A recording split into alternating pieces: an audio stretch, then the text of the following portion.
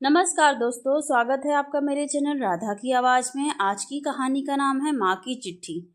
मेरी सारी गलतियों की सज़ा माँ ने मुझे सिर्फ एक ही बार में दे दी थी। जब 1 महीने तक माँ मृत्यु और जीवन के संघर्ष से लड़ रही थी और मैं एक ही शहर में रहते हुए भी अनजान थी। माँ, तुम अपने साथ मेरा वजूद, अहंकार, दंभ सब कुछ ले गई। तुम अनाथ थी ही नहीं माँ, तुम हमें अनाथ कर गई। फोन की घंटी अचानक बज उठी। हर्ष की नींद टूट न जाए इसलिए मैंने जल्दी से फोन उठाया। मेरे हेलो कहते ही पापा का घबराया हुआ स्वर उभरा। निशा बेटे, जितनी जल्दी हो सके आ जाओ, तुम्हारी माँ की तबीयत बहुत खराब है। उनकी आवाज़ सुनते ही मैं समझ गई कि जरूर कोई चिंता वाली बात है, वरना पापा ऑफिस जाने के समय घर पर ऐसा लग रहा था जैसे बहुत रोए भी हैं। मैंने जल्दी से हाँ कहकर फ़ोन रखा। हर्ष के कुछ ज़रूरी सामान बैग में रखकर मैं टैक्सी से घर की ओर चल पड़ी। अभी 1 महीने पहले ही तो मैके से लौटी थी, तब तो माँ ठीक थी, फिर अचानक ऐसा क्या हो गया। घर पहुँचते ही मैं सीधे अंदर की ओर दौड़ी। माँ अपने बेडरूम में ही थी। पापा और सुशांत वहीं खड़े थे। सुशांत हॉस्टल से घर आया हुआ था। इसका मतलब बात ज़्यादा ही सीरियस है। मैंने माँ की ओर देखा। माँ एकटक मुझे ही देख रही थी। अब कुछ बोलोगी भी? ये 1 महीने में क्या हालत बना ली है अपनी। मैं हमेशा की तरह माँ से झुंझला कर ही बोल रही थी। माँ ने मेरा हाथ पकड़ा हुआ था। तभी पापा डॉक्टर के साथ अंदर आ गए। चेकअप करने के बाद डॉक्टर ने माँ को मृत घोषित कर दिया। मैं अचंभित थी कि ऐसा क्या हो गया कि माँ हम सबको छोड़कर चली गई। मैंने भागते हुए डॉक्टर को रोका। क्या हुआ था मेरी माँ को? आपको नहीं मालूम कि उन्हें कैंसर था, जो इतनी देर से पता लगा कि कुछ करने को बचा ही नहीं। डॉक्टर तो चले गए पर मुझे एक प्रश्न चिन्ह लगा गए। पापा चुपचाप एक तरफ खड़े थे। मैं उनके पास जाकर खड़ी हो गई। मुझे क्यों नहीं बताया आपने? तुम्हारी माँ ने ही मना किया था। कहने लगी हर्ष बहुत छोटा है, उसे कोई इन्फेक्शन हो गया तो वो जीते जी मर जाएगी, और तुम्हें भी वो परेशान नहीं करना चाहती थी। पापा उदास थे इसलिए मैं चुप लगा गई। लेकिन माँ की यही सब महानता मुझे अच्छी नहीं लगती। इतना भी नहीं सोचा कि मैं कितना तड़पूंगी उनके बिना। ऐसा नहीं था कि मैं माँ से प्यार नहीं करती थी। मैं शुरू से ही मुंह फट और जिद्दी थी। माँ से भी हमेशा झुंझला कर ही बात करती थी। मैंने घर में माँ का एक सर्वस्व हमेशा निम्न देखा। कभी उन्हें अपने अधिकारों का प्रयोग करते नहीं देखा। हमेशा हर बात वो पापा से पूछ पूछ कर ही करती। मेरी सहेलियों की माँ जैसी मेरी माँ एकदम नहीं थी। मेरी कभी उनसे बनती नहीं थी। पापा के अतिशय लाड़ ने मुझे बिगाड़ दिया था। अपनी हर बात मनवाना मेरा स्वभाव बन गया था। मेरी शादी के समय भी माँ के चेहरे पर सब कुछ था। अगर कुछ नहीं था तो वो है अधिकार भाव था। हर काम ताई से पापा से पूछ पूछ कर ही कर रही थी। यहाँ तक कि शादी की शॉपिंग भी मैंने और पापा ने ही की थी। फिर जब हर्ष होने वाला था तब राजीव मुझे मायके छोड़ गए थे। माँ मेरी बहुत सेवा करती, पर मैं रोजाना ही उनसे उलझ पड़ती। एक दिन माँ फोन पर बातें कर रही थी। प्रसव संबंधी हर छोटी से छोटी बात 2-3 बार पूछ रही थी। बस इतनी सी बात पर मेरा मूड उखड़ गया और मैंने माँ को खूब बातें सुना दी। 2 बच्चों की माँ होकर भी तुम इतना सामान्य बातें पूछ रही हो, जो सुनेगा वो भी तुम पर हंसेगा। शायद तुम हमारी देखभाल ही नहीं करना चाहती थी। बाद में मुझे बहुत खराब लगा कि फिर मैंने माँ से माफ़ी भी मांग ली थी।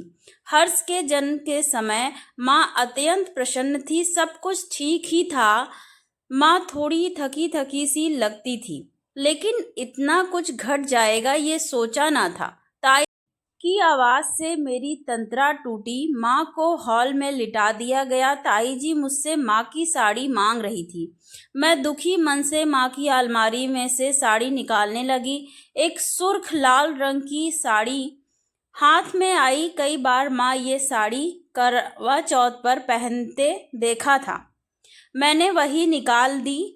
तभी साड़ी में से एक डायरी निकलकर मेरे पैरों के पास गिरी। माँ की अलमारी से डायरी मिलना घोर आश्चर्य था, क्योंकि मैंने माँ को कभी पढ़ते लिखते नहीं देखा था।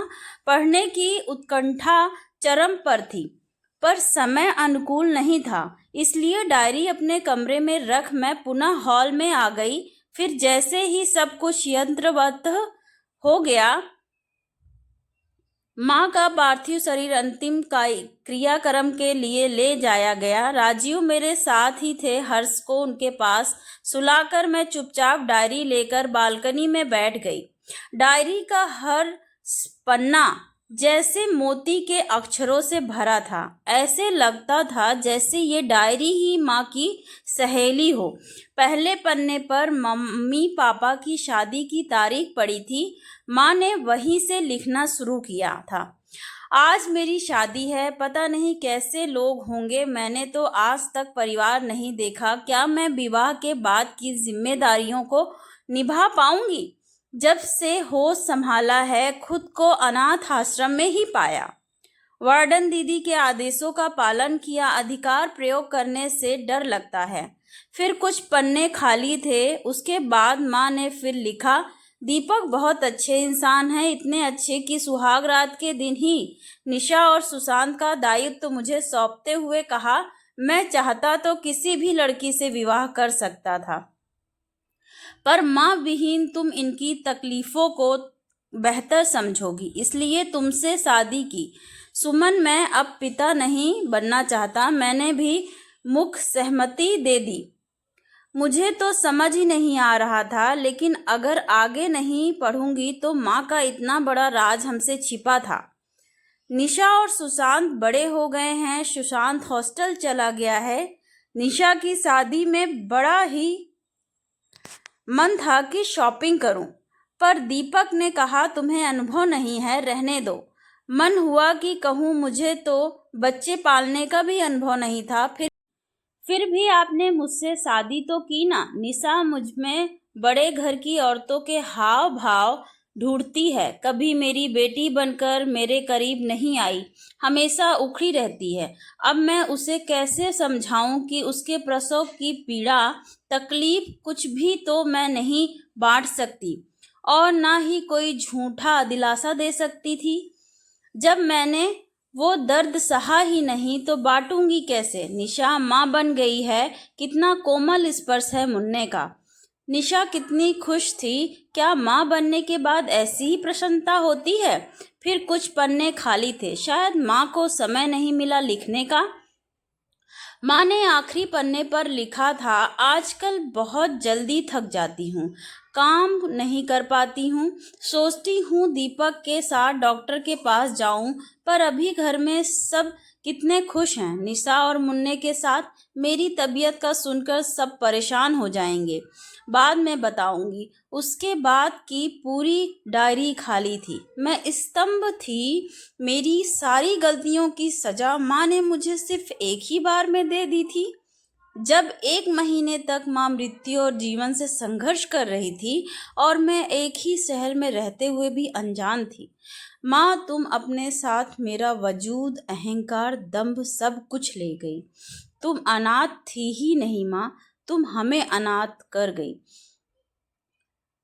मैं माँ से बार बार माफ़ी मांग रही थी, पर आज माँ मेरे पास नहीं थी। मैं अस्तित्व विहीन हो माँ के अस्तित्व में ही स्वयं की तलाश कर रही थी।